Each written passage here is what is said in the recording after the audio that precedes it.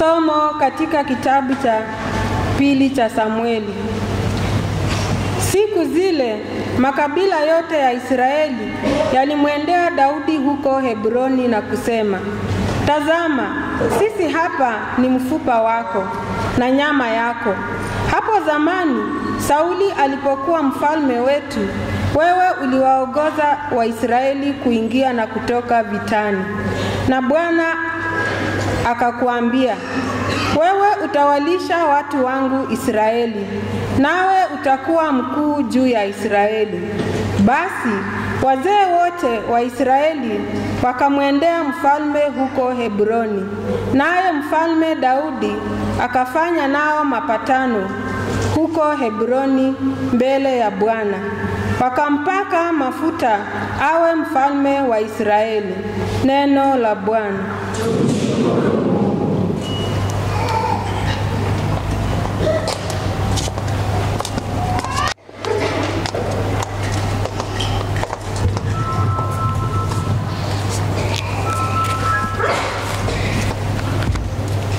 Zaburi ya kuitikizana.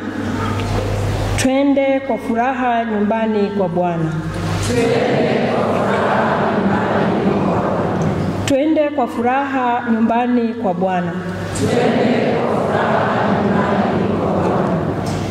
Twende kwa furaha nyumbani kwa Bwana. Twende kwa furaha nyumbani kwa Bwana.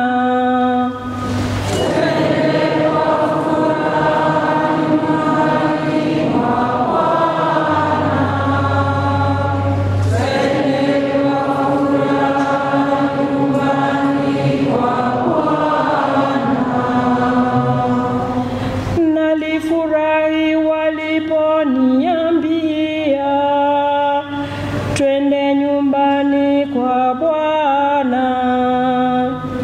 Sasa miguu yetu imesimama ndani ya malango yako, e Yerusalemu.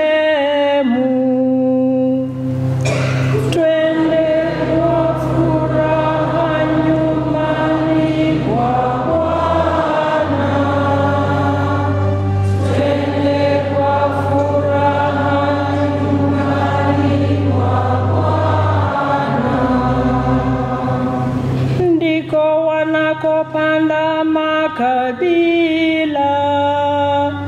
makabila ya Bwana, kama ilivyo sheria ya Israeli, ili watukuze jina la Bwana.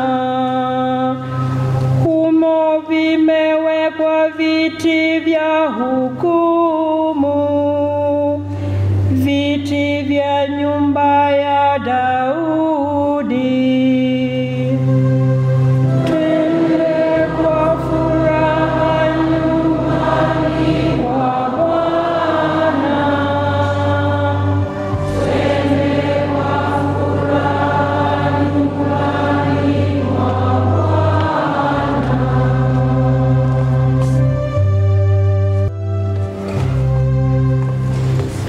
Somo katika barua ya Mtakatifu Paulo kwa Wakolosai. Ndugu zangu, mshukuruni Baba, yeye anayetuwezesha kushiriki urithi wa watakatifu walio katika mwanga. Ametuokoa katika utawala wa giza, akatuingiza katika ufalme wa mwana wake mpendwa. Katika huyo tunao wokovu kwa damu yake, tunalo ondoleo la dhambi. Yeye ambaye ni sura ya Mungu asiyeonekana, mzaliwa wa kwanza wa viumbe vyote. Kwa maana katika yeye vitu vyote vimeumbwa, vilivyomo mbinguni na duniani, vionekanavyo na visivyoonekana, wenye enzi, wenye utawala, wenye ukuu na wenye mamlaka. Vyote vimeumbwa kwa nguvu yake yeye na kwa ajili yake. Naye alikuwako kabla ya vitu vyote, na vitu vyote hushikamana pamoja ndani yake. Yeye mwenyewe ni kichwa cha mwili, yani kanisa. Yeye ni mwanzo, ni mzaliwa wa kwanza katika wafu, ili awe na kwanza katika yote. Kwa maana Mungu alipenda utimilifu wote ukae ndani yake, na kwa ajili yake amepatanisha naye vyote vilivyoko duniani na mbinguni, kwani ameleta amani kwa damu ya msalaba wake. Neno la Bwana.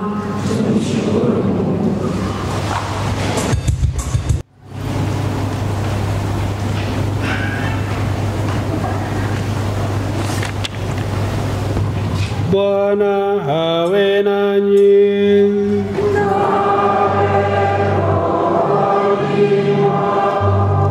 Somo la Injili takatifu ilivyoandikwa na Luka.